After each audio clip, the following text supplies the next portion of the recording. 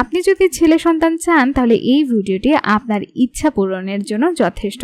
ডিম্বস্ফুটনের দিন বা ডিম্ব পরিপক্ক হওয়ার নিকট সময় টানা 3 দিন ধরে সঙ্গম করবেন।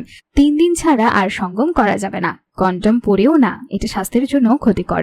প্রতিবার সঙ্গমের পূর্বে স্ত্রীর যোনির ভেতরে ক্ষারীয় সলিউশন ডোজ দিতে হবে। স্বামী যেন কিছুতেই স্ত্রীর আগে অর্গাজমে না যায়। স্বামীর বীর্যপাতের আগেই যেন স্ত্রীর অর্গাজম হয়। স্ত্রীর অর্গাজমের পরপরই স্বামীর লিঙ্গ যোনিপথের যত গভীরে সম্ভব প্রবেশ করিয়ে বীর্যপাত করতে হবে।